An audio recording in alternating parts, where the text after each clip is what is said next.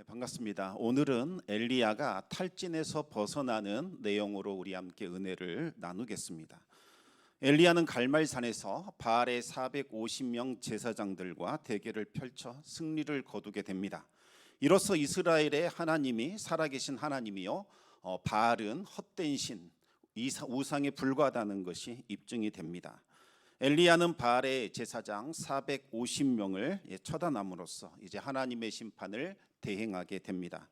그리고 엘리야의 기도로 이제 오랜 가뭄을 끝내는 큰 비가 내리게 됩니다. 이스라엘 땅에 임했던 오랜 가뭄이 끝나고 비가 내렸다는 것은 하나님의 진노와 또 저주가 풀렸다는 것을 말합니다. 이제 하나님의 은혜가 이스라엘 가운데 임했다, 이것을 보여주는 거지요.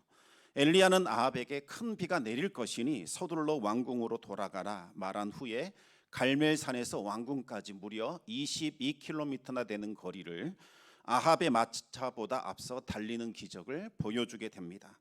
엘리야는 이 기적 3종 세트를 보여줌으로써 하나님이 살아계시다는 것을 입증했습니다.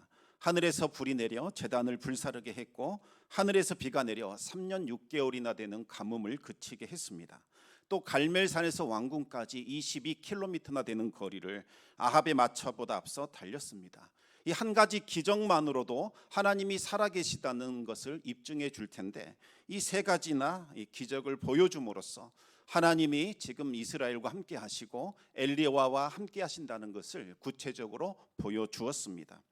엘리야는 이토록 크고 위대한 기적을 보여줬으니 이제 대각성 운동이 일어날 것이다, 그렇게 기대를 합니다. 하지만 그런 일은 없었습니다. 오히려 이세벨은 엘리야를 죽이겠다 공개적으로 선언을 합니다.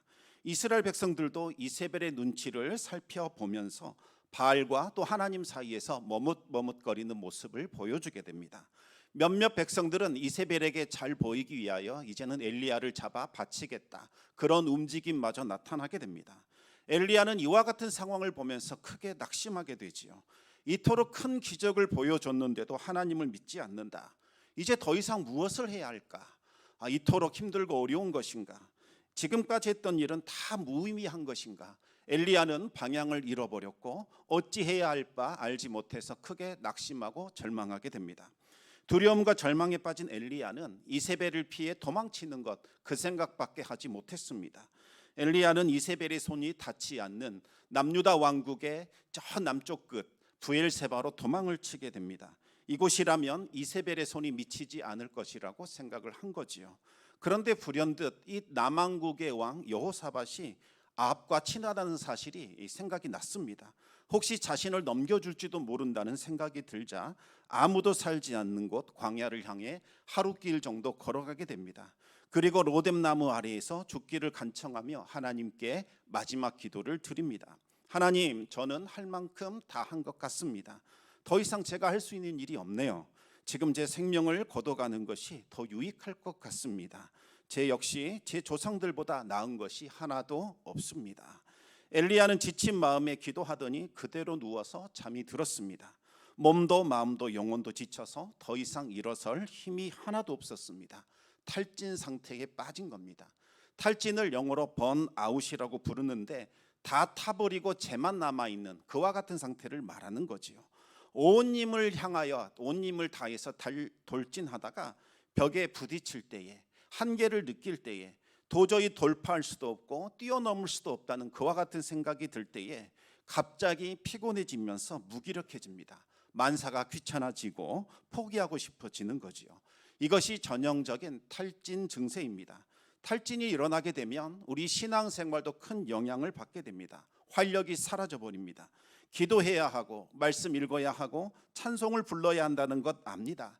하지만 마음이 내려앉아서 아무것도 할 수 없습니다. 말씀을 들어도 감동이 없고 기도를 해도 답답하고 찬송을 불러도 마음이 열리지 않습니다. 여러분, 탈진은 아주 고통스러운 경험입니다. 탈진이 오면 영적인 침체가 시작이 됩니다. 탈진은 미성숙한 신앙인에게만 일어나는 것이 아니라 엘리야와 같은 영적인 거인들에게도 가끔씩 나타나는 증세입니다.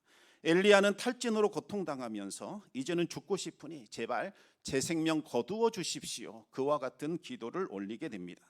엘리야는 로뎀나무 밑으로 들어가게 되었는데 로뎀나무는 말만 나무이지 완전히 가시덤불에 불과합니다. 쌀이비처럼 생긴 볼품없는 덤불, 이것이 바로 로뎀나무입니다. 로뎀나무 아래로 들어갔다는 것은 아무런 의욕이 없는 무기력한 상태가 되었다는 뜻입니다. 엘리야는 로뎀나무 밑에 머리를 누이고 이제 죽음을 기다리는 나약하고 비참한 상태가 되었습니다. 방금 전까지 보여주는 그 열정, 당당함은 온데간데 없어졌습니다. 하나님은 이런 엘리야를 꾸짖거나 책망하지 않으셨습니다. 안타까운 마음으로 엘리야를 찾아오셨고 어루만져 주셨습니다. 그리고 다시 일으켜 세워 주신 거지요. 하나님은 탈진 가운데 있는 엘리야를 어떻게 회복시켰는가? 이것을 살펴보면 우리가 탈진 상태에 있을 때에 어떻게 벗어날 수 있는가? 그에 대한 해결책을 찾을 수 있을 겁니다. 첫 번째로 탈진이 오면 쉬어야 합니다. 사람은 일하는 존재로 지음받은 것이 아닙니다. 하나님 안에서 안식하는 존재, 하나님과의 교제 안에서 하나님이 주시는 위로와 평안을 받아 누리는 존재로 창조되었습니다. 일을 할 만큼 했으니 이제 쉬는 것이 아닙니다. 충분히 쉬었으니 이제 그 힘으로 일하는 거지요. 일하는 사람만이 쉴 수 있는 자격을 얻는 것이 아니라 쉼을 누린 사람만이 일할 수 있는 겁니다. 이것이 바로 창조 원리에 입각한 순서입니다. 하나님은 6일 동안 일하신 후에 마지막 날에 안식하셨지만 사람은 완전히 정반대이지요. 사람이 마지막 날에 창조되었습니다. 창조된 사람이 가장 먼저 맞이한 첫 번째 날이 어떤 날입니까? 바로 안식일입니다. 사람이 가장 먼저 한 것은 일한 것이 아니라 하나님 안에서 안식을 누리는 것이었습니다. 일하고 나서 피곤하니까 쉬는 것이 아닙니다. 정반대입니다. 쉼을 충분히 누리면서 하나님이 공급하시는 그 힘과 능력으로 충전을 했으니 이제 하나님께서 맡겨주신 일을 내가 감당하게 되는 거지요. 안식일을 거룩하게 지키라는 이 유대인들의 안식일법은 가장 중요하게 여기는 최고의 상위법입니다. 그런데 그들은 안식일에 일하지 않는 것, 그저 이 문자에 매여서 안식일의 핵심에 해당되는 안식과 쉼을 완전히 놓쳐버렸습니다. 사람은 쉼을 통해서 하나님이 공급해 주시는 그 복과 은혜를 충분히 받아 누려야만 하나님이 맡겨주신 사명을 즐겁게 감당할 수 있습니다. 하나님께서 왜 사람을 창조하셨을까요? 종처럼 일 시켜 먹으려고 부려 먹으려고 우리 만든 것 아닙니다. 하나님과 교제하면서 하나님이 주시는 위로와 평안과 안식을 누리라고, 하나님이 주시는 그 기쁨을 받아 누리는 존재로 그렇게 지음을 받았습니다. 우리가 하나님 품에 안겨 안식을 누릴 때에 행복과 기쁨과 즐거움을 느끼며 살아갈 수 있습니다. 하나님이 주시는 그 안식을 충만하게 누려야만 일이 기쁨이 되고 또 즐거움이 되는 거지요. 그런데 엘리야에게는 치열하게 싸워야 한다라는 이 강박증이 있었습니다. 두 주먹 불끈 쥐고 죽도록 헌신해야만 하나님의 영광이 나타날 것만 같았습니다. 극도의 긴장감, 이 스트레스가 엘리야를 짓눌렀습니다. 그러던 중에 자신이 기대했던 바가 이루어지지 않게 되자 피로감이 갑자기 밀려오면서 주저앉게 되어버린 거지요. 그렇게 해서 탈진 상태에 빠져들게 된 겁니다. 만약 엘리야가 기대했던 상황, 그것이 이루어졌더라면 어떻게 되었을까요? 아마도 엘리야는 일 중독자가 되었을지도 모릅니다. 하나님의 말씀을 듣기보다는 내가 기대한 것, 내가 원하고 바라는 것, 이것을 하나님의 뜻이다 이렇게 아예 단정을 짓고 그것을 이루고자 거세게 밀어붙였을지도 모릅니다.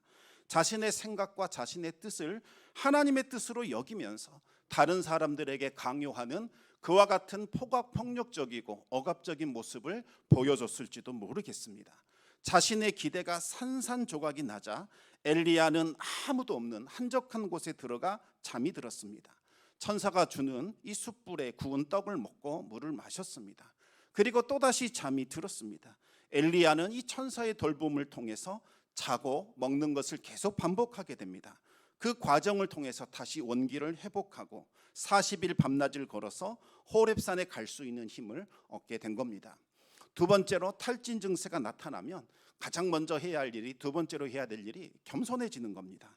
이 완벽주의 성향을 가진 철두철미한 사람들, 강박증이 있는 사람들이 자주 탈진을 경험하게 됩니다. 엘리야에게도 그와 같은 강박증이 있었지요. 하나님 편에 서 있는 사람은 나밖에 없다, 그렇게 생각을 한 겁니다. 내가 무너지면 모든 것이 다 끝난다, 내가 최후의 보루다, 나마저 무너진다면 이제 하나님을 향한 아무런 기대감도 소망도 없을 것이다, 그렇게 생각을 합니다. 엘리야는 그 극도로 무거운 중압감과 그 스트레스를 가지고 갈멜살 대결에 임하게 됩니다. 이 대결의 승패에 따라 하나님의 위신이 결정될 것이라고 믿었던 겁니다. 이 대결을 통해서 이스라엘에 퍼진 그 우상 숭배를 끝내고 이스라엘 백성들을 다시 하나님께로 돌이키려고 했던 거지요. 그런데 이 대결에서 승리를 거두기는 했지만 엘리야가 기대했던 그 일은 전혀 나타나지 않았습니다. 오히려 정반대되는 일들만 나타나게 됩니다. 이세벨은 더욱더 표독스러워졌고 이전보다 더 악랄해졌습니다. 하나님을 두려워하지 않았을 뿐만 아니라 이제는 엘리야를 죽이겠다, 아예 선언을 했습니다. 백성들은 이세벨을 크게 두려워했고 하나님의 선지자들은 더욱더 꽁꽁 숨어버리는 그와 같은 일들이 일어나게 됩니다. 이 모습을 본 엘리야는 크게 낙심하고 실망하면서 무기력감과 좌절감을 느끼게 되었던 거지요. 그런데 여러분, 엘리야는 정말 자신이 맡은 일을 잘했습니다. 자신이 받은 사명을 정말 잘 감당했습니다. 엘리야는 자신의 사역에 만족하면서 감사하는 것이 마땅합니다. 그런데 엘리야는 만족하지 못했습니다. 사역의 결과를 받아들일 수가 없었던 겁니다. 그 이유는 내가 원했던 일, 내가 기대했던 결과가 나타나지 않았기 때문입니다. 내가 원한 대로 바뀌지 않았으니 이 일은 완전히 실패했다, 그렇게 결론을 지어버린 겁니다. 그러나 하나님은 엘리야에게 너는 실패했다, 실패자다, 그렇게 말씀하지 않으셨습니다. 엘리야에게 그와 같은 결과를 가져와라, 그렇게 강요한 적도 없습니다. 하나님이 엘리야에게 지시한 것은 딱 두 가지였습니다. 첫 번째는 제단에 불을 내려달라고 기도하는 것입니다. 두 번째는 하늘 문을 여시고 다시 은혜의 담비를 내려달라고 기도하는 것. 이 두 가지가 엘리야가 받은 사명이었습니다. 그러면 하나님께서 비를 내려주시고 소낙비를 내려주실 겁니다. 엘리야는 자신이 맡은 일을 충성스럽게 잘 감당했습니다. 그리고 하나님은 약속한 대로 그 제단에 불을 내려주셨고 가뭄 땅에 은혜의 담비를 내려주셨습니다. 그러면 그것으로 충분한 거지요. 이스라엘의 마음을 하나님께로 돌이키는 이 일은 엘리야의 몫이 아니라 하나님의 몫입니다. 그것은 하나님이 하실 일입니다. 물론 하나님께 순종하는 신실한 종들을 통해서 하나님이 그 일을 하실 겁니다. 하지만 엘리야만 홀로 그 일을 감당하는 것이 아닙니다. 하나님은 이 일을 위하여 예비해 놓으신 충성된 종들이 있었습니다. 그 사람들을 통해서 하나님이 일하실 것입니다. 하지만 엘리야는 완전히 착각을 했습니다. 내가 그 일을 해야 한다 생각을 했고 그 일을 할 수 있는 사람은 나밖에 없다, 그렇게 생각을 한 겁니다. 그래서 자신이 기대했던 결과가 나오지 않자 낙심하게 되었고 탈진하게 되었던 거지요. 여러분, 우리가 기억해야 할 사실이 있습니다. 하나님의 일은 하나님이 하시는 겁니다. 내가 어떤 그릇으로 쓰임 받을까 내가 결정하는 것이 아니라 하나님이 결정하시는 겁니다. 우리는 그저 쓰임 받을 뿐입니다. 주어진 일에 충성하면 되는 겁니다. 맡겨진 직분과 사명에 충성하는 것, 그것만으로도 충분합니다. 그리고 결과는 온전히 하나님께 맡기시기 바랍니다. 하나님은 이 탈진에 빠진 엘리야를 일으키신 후에 호렙산으로 부르셨습니다. 엘리야는 10일이면 갈 수 있는 충분한 그곳을 무려 40일이나 걸려서 도착하게 됩니다. 여전히 엘리야가 피곤하고 지친 상태라는 것을 보여줍니다. 또 엘리야의 마음도 완전히 회복된 것이 아니다라는 것을 알 수 있습니다. 호렙산은 신의 산의 또 다른 이름입니다. 모세가 호렙산에서 하나님을 만나 소명을 받은 곳, 그곳이 바로 호렙산입니다. 또 하나님은 호렙산에서 이스라엘 백성들과 언약을 맺으셨습니다. 그리고 호렙산에서 모세는 하나님의 말씀인 십계명을 받게 됩니다. 호렙산은 한마디로 말씀의 산이요 소명을 부여받는 바로 그 자리입니다. 하나님이 엘리야를 이 호렙산으로 부르셨다는 것은 이스라엘을 향한 하나님의 구원 계획이 무엇인지 알려주겠다. 그리고 엘리야, 네가 받은 사명이 무엇인지 내가 다시금 일깨워주마, 이것을 말씀하시는 거지요. 엘리야가 머문 동굴은 호렙산에서 발견될 수 있는 일반적인 동굴이 아니라 하나님의 영광이 지나갈 때에 모세가 잠시 피해 있었던 반석 틈으로 그렇게 추정이 됩니다. 하나님은 엘리야에게 말씀하셨습니다. 엘리야야, 네가 어찌하여 여기에 있느냐. 여러분, 엘리야를 호렙산으로 부르신 분이 하나님이신데 하나님이 엘리야에게 왜 너 여기 있느냐 이렇게 물으면 앞뒤가 안 맞는 말이겠죠.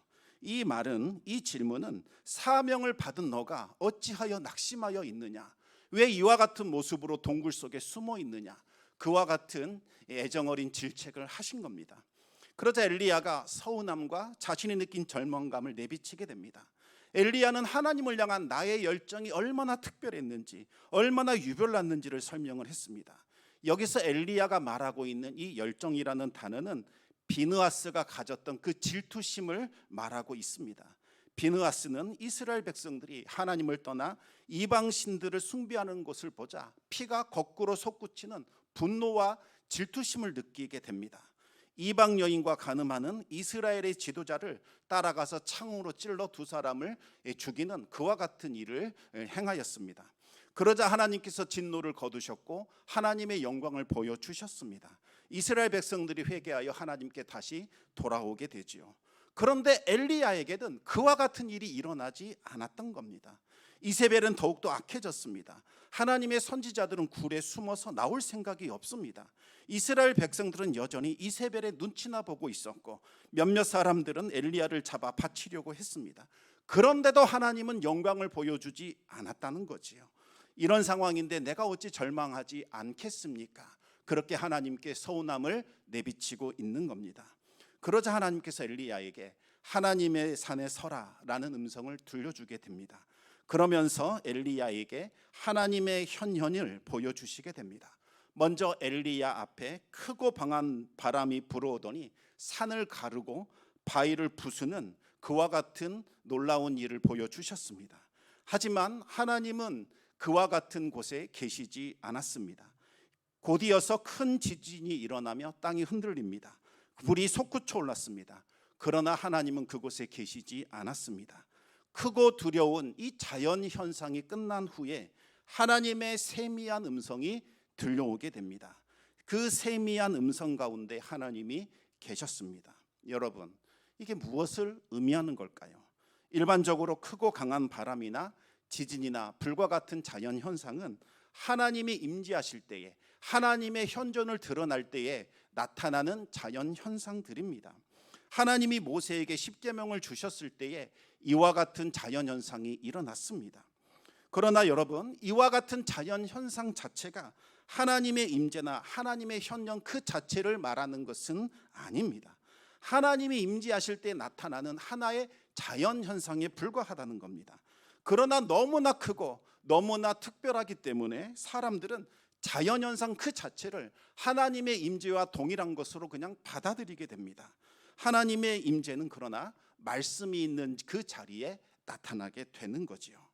그리고 또한 크고 대단한 기적이나 어떤 사건이 사람들의 마음을 변화시키는 것이 아닙니다.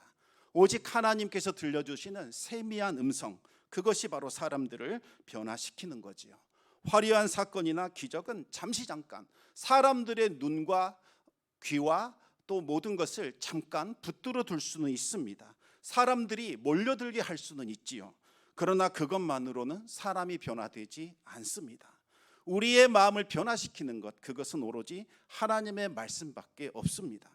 하나님의 말씀이 우리의 심령에 새겨질 때에야 진정한 변화가 나타나기 시작을 합니다.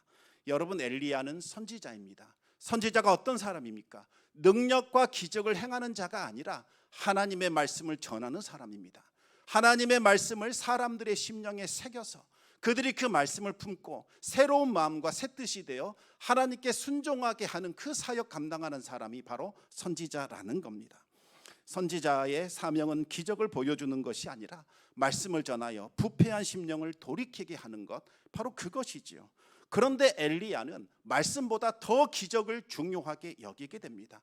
기적이 일어나면, 어마어마한 기적이 나타나면 그것으로 사람들의 마음이 돌이킬 것이다, 그렇게 생각을 했던 겁니다. 그러나 기적에는 한계가 있습니다. 기적을 봤음에도 불구하고 이스라엘은 전혀 변하지 않았던 겁니다.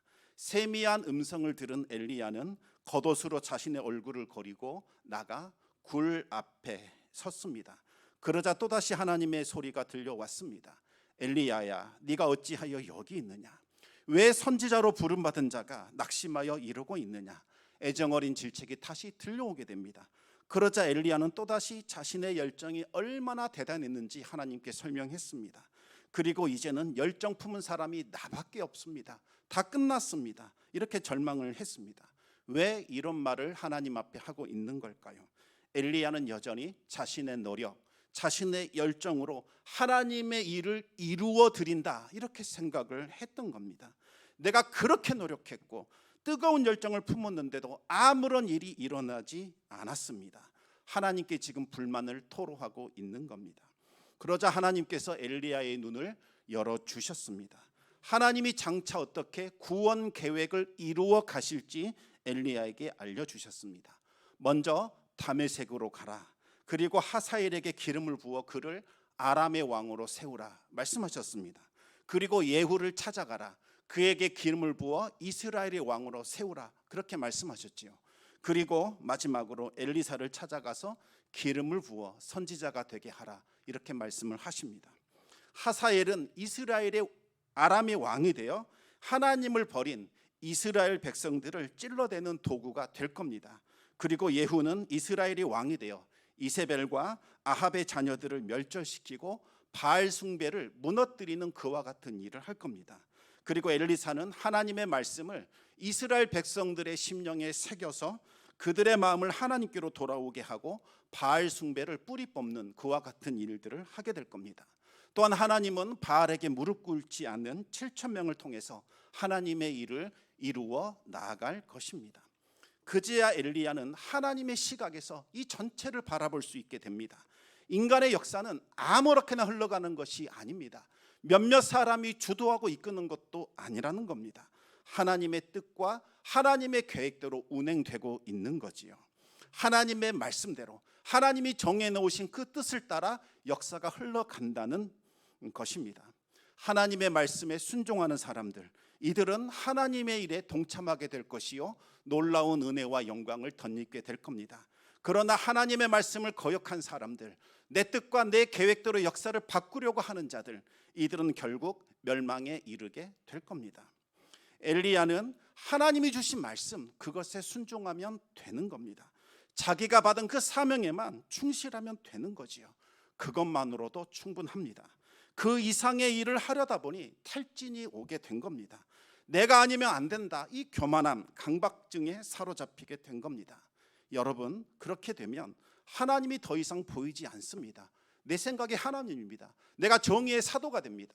내가 하는 것이 다 옳게 되고 나를 반대하는 사람들은 모두 다 사탄의 수하에 있는 사람들이 되는 겁니다.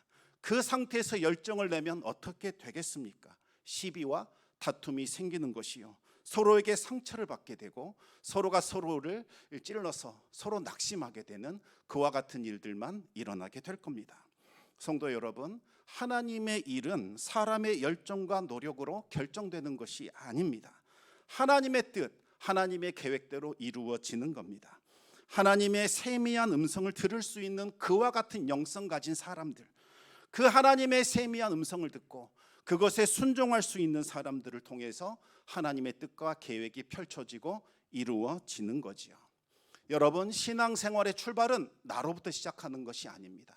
내가 하나님께 뭔가를 해드리겠다, 내 노력과 내 열정과 내가 가진 것으로 하나님 감동시키겠다, 100% 실패할 수밖에 없습니다. 우리의 신앙생활의 출발점은 늘 하나님의 음성에서부터 시작이 되는 겁니다.